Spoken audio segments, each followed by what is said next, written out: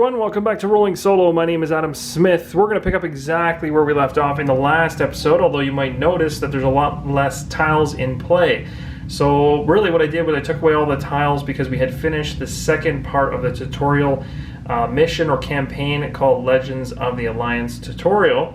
We're 2 parts into it. We completed that second part and we just opened up this blast door. This blast door we technically are through and inside of now, so I'm going to be waiting on the app to tell us what that looks like on the other side. But I took away all the other tiles because we won't be going backwards, that's for sure. So let's take a look at the app and find out exactly what the app tells us to do next. So it's saying here the Yavin 4 Rebel base is under assault. You've just slipped through a door to the base and close it behind you when your comlink receives a call. Calling all soldiers, this is Lieutenant Talkin in the command center, a woman's voice says. We have nearly finished loading the remaining transports. We just need a bit more time to launch them. Hold your positions just a little longer. This final tutorial will address the rules not covered by the first 2 tutorials. After you complete this mission, you will be ready to embark on a campaign. Alright guys, so let's do it. Let's finish this tutorial off. Again, this is just giving you reference and letting you know that you can hit this button right here on the far right, which is a gear symbol, in order to essentially take a look at the rules reference, but we have it printed, so we're okay. Then we're going to go ahead and gather these specific tiles, and we're going to come back in a few seconds. We're going to take this particular setup and we're going to transform it into what the app wants us to do. So I'm going to take a quick look and just continue to see what's going to be coming up next. And in the split second here, we're going to be jumping into this particular layout. So when we come back, that layout will be on the table, so just give me a few moments.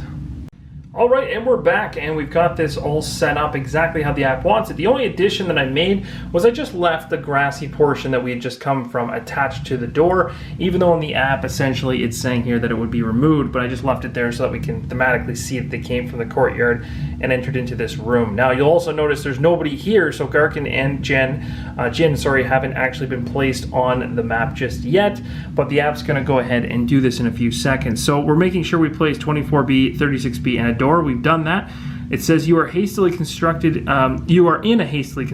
Durasteel enclosure that provides additional space beyond the ancient stone structures that house most of the base's occupants. Go ahead and hit continue. You stand near the door that you just rolled under in order to escape the Imperial forces outside. Place Jin Odin as indicated. So Jin, we're going to put her right here. So she's going to be just inside the door. She basically, tumble rolled or barrel rolled into the room and landed there. It's going to likely tell us where to put Garkin next. Garkin looks like he is right beside her in this position right here. So the 2 of them have made it inside of this particular room. So let's continue on and see what happens. Each player takes 1 hero sheet, full color, and we know this from before. Heroes class cards with only the starting weapon card face up. We've done that. Garkin's ready to go with the Vibroaxe. We got the dice ready, and the Vintage Blaster is more than ready with Jin. All right. The room is mostly stripped bare of anything useful, but a couple of crates remain behind, forgotten in the rush to evacuate. Place 2 crates. So we're going to go ahead and grab 2 crate tokens and we'll place them down. This is going to likely give us some extra things to pick up, which is never a bad thing. So we got 2 crates in 2 different spots in the map. So that lines up. The sound of blaster fire impacting the base door echoes through the room. You ready your weapons and prepare to face the Imperial forces head on. After several moments, the blast stopped, leaving you in tense silence. Oh wow, it's actually showing stuff in where we're actually going back to it, I guess. A few moments later, a small explosion rocks the structure and leaves a gaping hole in the door. That's not good. Open the door. Okay, so essentially this door has now become open. And what we're going to do actually is I'm going to go back. This is what it's going to look like in terms of the full layout. I'm going to take this and we're going to transport it into what the app wants us to do. So we'll be right back in a few seconds. All right, and we're back, and we've got this whole thing set up. So we got this whole courtyard back, and again, we are in this room. The door has blasted open. Thematically, I guess at this point, these guys would probably be wondering why the door has exploded open and would likely have turned around. Not that it matters too much, but they would be wondering why the blast door had opened, and unlikely something terrible is going to be coming from this particular location. So let's go ahead and hit continue and find out what that exactly is. Through the hole in the door, you see a squad of stormtroopers gathered outside. 2 of them stand back, weapons at the ready, while a third has pressed up against the side of the structure to get clear of the blasting charges. Deploy a regular stormtrooper group, assigning a color. So we're going to go gray as we did before, and we're going to grab our 3 stormtroopers and bring them into play. We're also going to need to get the deployment card ready, and we're used to stormtroopers from previous tutorials, so this should be fairly straightforward in terms of what we're used to seeing, but although it'll be a little exciting with a new group right here in front of us. So we're going to put the first stormtrooper, he's here. We've got another stormtrooper here, and we've got one who essentially was doing most of the blasting, who happens to be right up front there. Now, we're going to consider these guys to be the gray group, so in order to... I don't know, what we'll end up doing again is, because I'm not typically using stickers with this playthrough because I haven't actually painted my figures yet. If we get to a spot where we have a second stormtrooper group deployed, I will use these underneath them to denote that they're gray. These again are not meant for that, but I'm just using them that way. But they work, it works. So, okay, so we got the stormtroopers deployed, and we're gonna go ahead and say that gray is gonna be the group's color. We'll now confirm this. Round number 1, and as you can see, everything disappeared off the map here. With a ferocious battle roar, Garkin charges toward the open door and the stormtroopers beyond. Garkin will activate first for demonstration purposes. Some heroes have special actions indicated by an action icon listed on their hero sheets that provide them with additional options during their activations. Each special action can only be used once per activation. Okay, so that's going to be things like up here, and this is what I was talking about in the last video, where we're going to talk a little bit more about the actual special actions that can be used by a particular hero. So I think they're going to be most likely pointing towards the charge here, is probably what he's going for. So we can just take a quick look at this. You can actually see it right now, but the app will likely tell us more about it in a few seconds here. Now, Garkin has a charge special action, which reads, you use 2 stamina, essentially, and move a number of spaces up to your speed. Then you may perform an attack with a melee weapon. This ability requires that Garkin spend an action and suffer 2 strain. My apologies, it's strain, and not endurance or anything like that, indicated by the 2 strain to perform. So basically, you use an action because there's an arrow. The 2 denotes that you need to spend 2 strain. It goes on Garkin's card, and he can only handle so much of that. So if we're going to go ahead and do that, I'm guessing the app's going to probably force us to do that. When a hero suffers strain, place the strain tokens on the hero sheet. A hero can only voluntarily suffer an amount of strain up to its endurance. So you can see down the bottom there, endurance. So before I can do that basic move twice. So for example, if Garkin had 3 or 4 strain on his hero sheet, he could not choose to use his charge ability, exactly like I just mentioned. So we're probably going to be using charge. So I'm going to go ahead and grab 2 strain tokens to denote that. And this is going to help us learn a little bit about how strain actually applies. So we're going to put him on his card because he's definitely going to strain himself to probably do this charge. Now, if you notice here, we'll take a quick look at the ability itself. It says move a number of spaces up to your speed, then you may perform an attack with a weapon. That's pretty powerful. So really what it's doing is it's getting him adjacent without him spending an action to get adjacent, and he's essentially getting a free attack out of it, really is what's happening here. So instead of spending 2 actions, a move and then an attack, and then that's it, he's going to be able to move an attack in 1 action and then do something else afterwards. So it kind of saves him a little bit. Place 2 strain tokens on Garkin's hero sheet to use Garkin's charge ability. We're doing that. Move Garkin adjacent to the 2 stormtroopers furthest away from him so that he can take advantage of his Vibro Axe's cleave ability. Then perform an attack with Garkin. Now this is even cooler. So I'm really glad the app took us in this direction, because this is going to show a little bit more about the strategy of what your options really are. Now, as you see here, if we go ahead and we put 2 strain on him, it says move a number of spaces up to your speed, and we know his speed is 4. So the app's essentially saying, yeah, I mean, strategically, if you weren't thinking about it fully, you could move your individual here and take your 1 attack. Or you could make use of your 4 movement and go 1, 2, 3, and 4, getting him between and adjacent to both of those stormtroopers at the same time. Now, normally you'd sit there and say, well, my attacks can only focus on 1 of those stormtroopers, but that's kind of the wonderful bonus to the cleave ability that he has on his Vibro Axe. So down here, when he makes an attack, if he happens to end up nailing a surge on his roll with a red and yellow die, then we go to the cleave ability, which looks something like this. After the attack resolves, if the target suffered 1 or more damage, the attacker may choose a different hostile figure or object that he could target for an attack. The chosen figure or object suffers damage equal to the cleave value. So cleave of 1 means basically he could hit the majority of the damage against one stormtrooper, and the cleave could potentially throw a damage on the opposite stormtrooper. So that's really cool, very thematic. He is carrying a vibro axe, which, as you can tell, if he was swinging that at those 2 stormtroopers, he likely could hit both of them at once, and that's what that cleave ability essentially is doing. So that's really cool. So let's do that. So I mean, it says right here, then we should perform an attack with Garkin with the vibro axe. So let's go ahead and do that. Let's take that red and yellow die, and let's do an attack. Now we have to also not forget to roll defense for the stormtroopers. So let's grab a black die for them. And while we're at it, we'll grab their attack dice, even though they're not using it just yet, but we'll have them handy. So blue and green, keep them there. We do need to bring the black one into play. And now we're rolling to see how well Garkin can make of this attack, essentially. Okay, that's a pretty good hit. Now, there's some decent blocking going on as well. So we didn't get a surge. So because we didn't get a surge, the cleave ability is not going to be able to activate on his vibro axe, which is kind of a shame, essentially. But we did get a lot of damage. So essentially 4 damage. Now, technically, I also made a mistake in not actually picking a stormtrooper to hit first.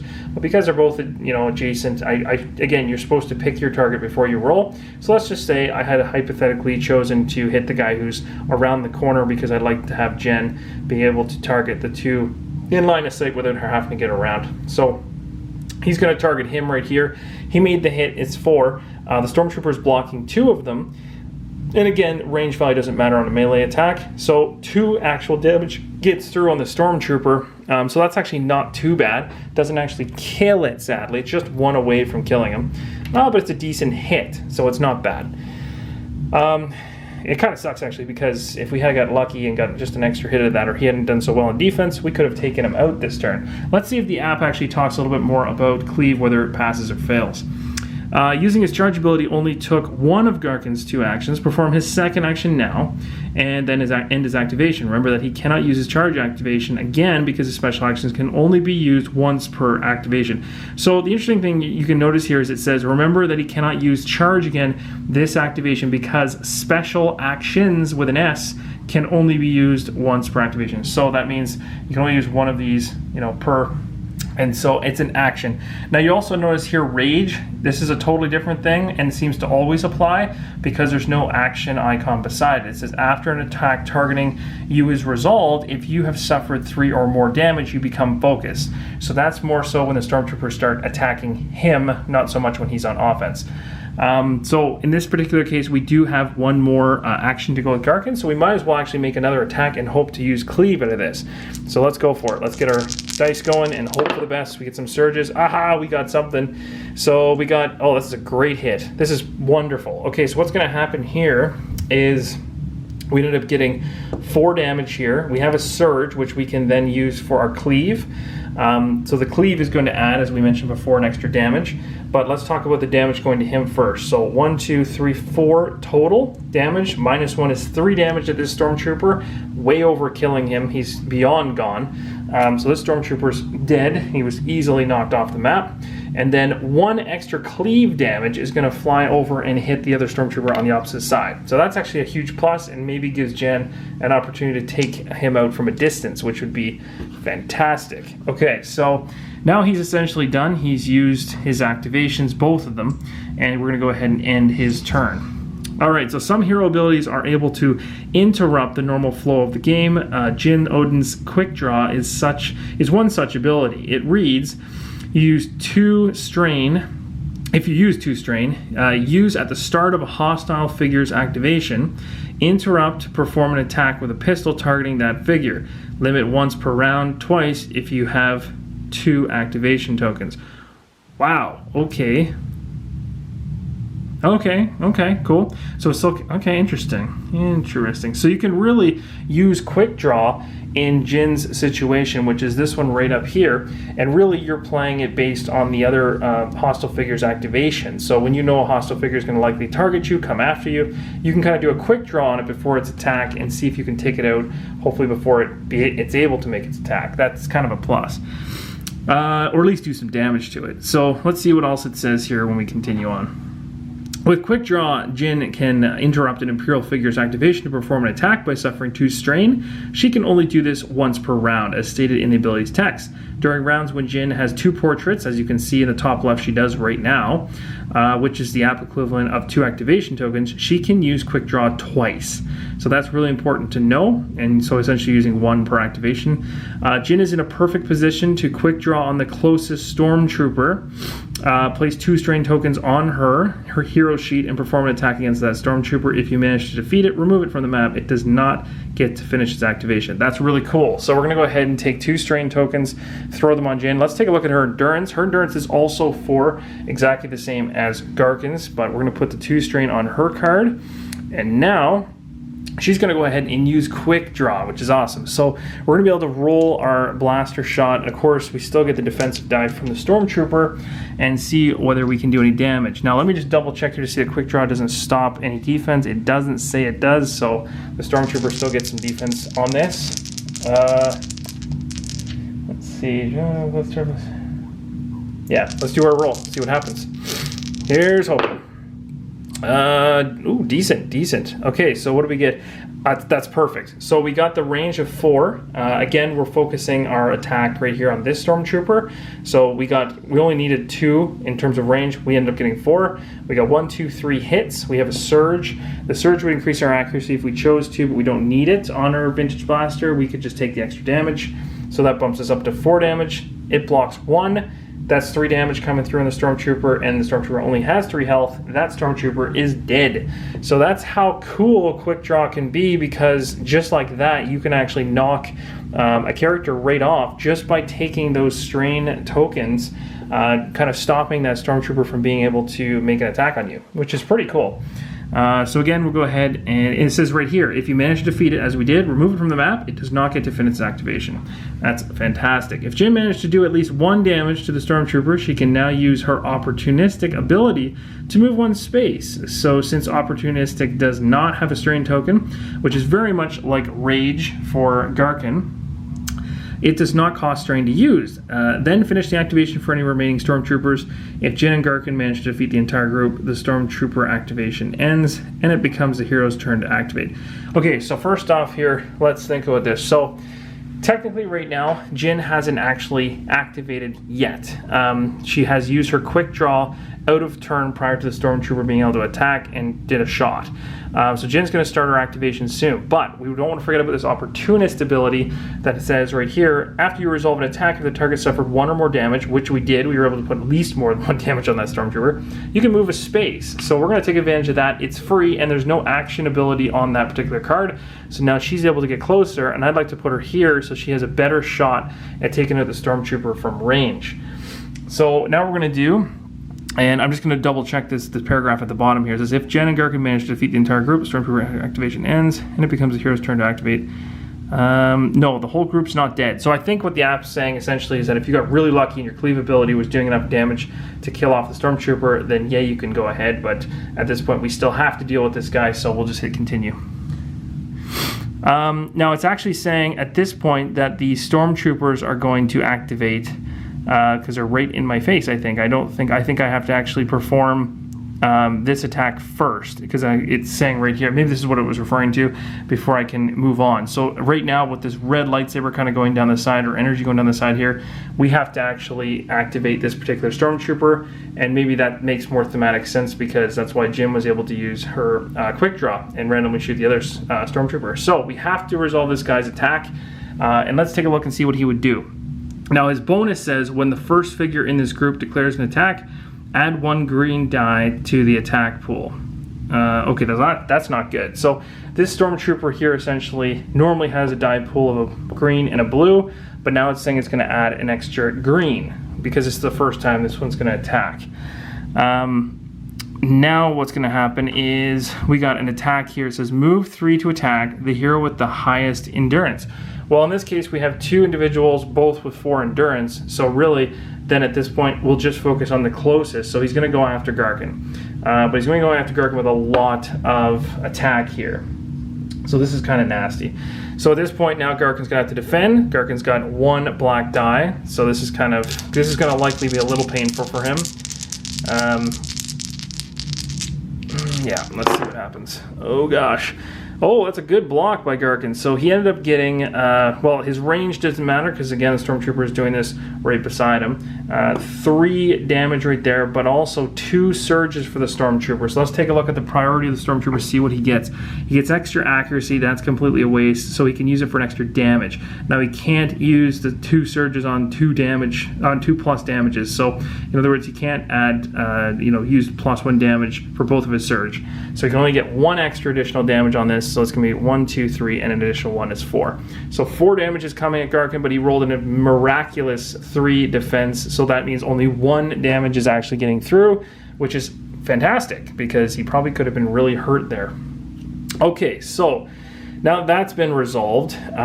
We have no other Stormtroopers to activate. That was technically the Stormtrooper's first action. There's something else the Stormtrooper will do next, as we've talked about in the past.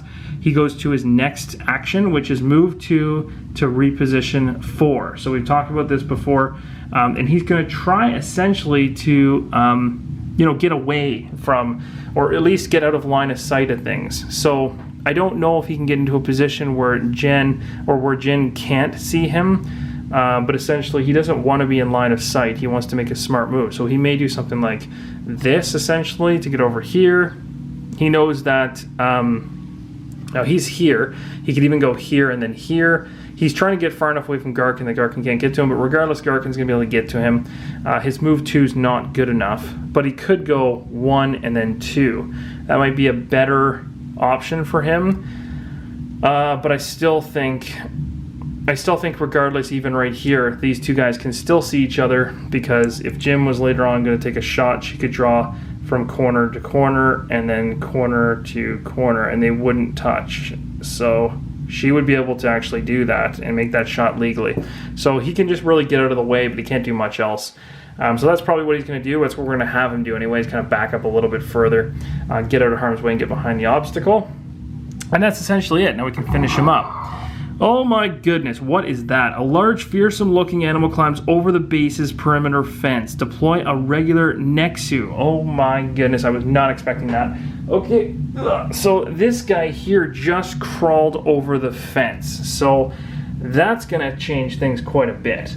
Deploy regular Nexu. The Nexu has a mercenary affliction, so its deployment card will have a green back with the mercenary icon on it. Okay, so let's take a quick look at the deployment card and find that guy. I was not expecting him to show up, that's for sure. Is it going to be in here, though? It may not be in this, actually. So what I'm going to have to do, and this might be a great time to stop so I can get all the stuff I need for this particular character. Let's read the rest of this to find out what else happens. Figures with either mercenary or Imperial affiliation are considered Imperial figures. Okay, so mercenary and Imperial are both basically still both out to get you. Place the next use deployment card on the table for reference. All right, so what we're going to do, guys, is this is a nice cliffhanger for you guys. So essentially, things looked good. But then out of nowhere, this gigantic Nexu came over the fence at us, and now things are getting interesting. We're going to have to pull this deployment card out, see how much health this thing has, and then figure out how does this thing move, what does it do, I'm assuming it's a melee character that's going to try to get up close to us, probably try to bite us. This could get really ugly, so it'll be fun, but it'll be scary.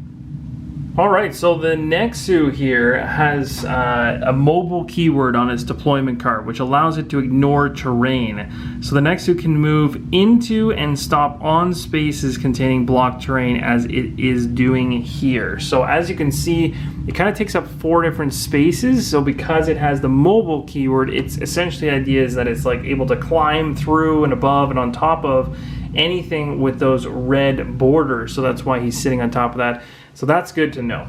You're also noticing that in the deployment card right here. So the Nexu's got his mobile keyword right there, bleed as well, cleave, pierce. Again, a lot of this it changes depending on what the app tells us. You have to reference the app to determine which of these abilities right here in the text actually still apply for Legends of the Alliance in the app. So let's continue on here and see what happens, what else is going to tell us. The Nexu is also a large figure because its base is larger than a single space. We just talked about that. There are 2 main differences between large and small. Large figures cannot move diagonally. For examples of large figure movement, see appendix. When drawing line of sight to a large figure, you only need to draw sight lines to 2 adjacent corners of any one of the spaces it occupies. Okay, so when drawing line of sight to a large figure, you only need to draw sight lines to 2 adjacent corners of any one of the spaces. Oh, okay, so it just has to be adjacent. So it's a lot simpler that way. So like for instance, Jin could actually draw a line straight down to here and straight across to here, and that would be good enough. Or she could go from her corner here. Actually, this would be going through a figure, so that wouldn't work. But she could right now shoot straight down the corner like that and be able to hit it. So that is legal. All right, so that makes sense. And they can't move diagonally. That's really important. So these guys can't, they have to move kind of like, orthogonally. They can't move diagonally, which is also really important to know. The next who has the cunning ability on its deployment card. I didn't see that. Oh, okay, that's what it's talking about in the body there. And this ability gives you an extra block when it rolls and evade while defending. So we have to keep that in mind. Be sure to familiarize yourself with the abilities that Imperial figures have on their deployment cards when they are deployed. Remember that any ability that uses the word may or choose should be ignored when playing Legends of the Alliance. You can also ignore special actions indicated by one or more action icons on the deployment cards. Okay. Okay, so essentially we're ignoring pounce. We ignore pounce, and we would ignore non-sentence as you cannot interact. I guess that would apply because there's no may or choose wording in that. Cunning definitely applies, as it just talked about. We'll also be able to click on this up here in the top right in order to reference it as well. So that's quite a bit to remember there. That's good to know. It is now the hero's turn to activate. So we have a new objective, I should say, and that first one is to attack the Imperial forces until the last transport is away. So really, we've got all kinds of Imperials coming at us here. Not a lot, actually. I shouldn't say that, but we have a Nexu which came out of nowhere. We really wasn't expecting that, and now we have to deal with it. So what I'm going to do is this is a perfect time to stop so that we can actually not only just start fresh. I'll leave you guys on a cliffhanger too to see whether or not we can handle this, and we'll come back in the next episode and see if we can actually take this thing on and buy ourselves enough time to get in the transport and get out of here. So hopefully you guys are enjoying the playthrough so far. If you saw anything that I missed, let me know in the comments below. Appreciate all the support. Give me a thumbs up if you like what you saw so far and want to see more Imperial Assault. Thanks again for watching, and as always, keep on rolling solo.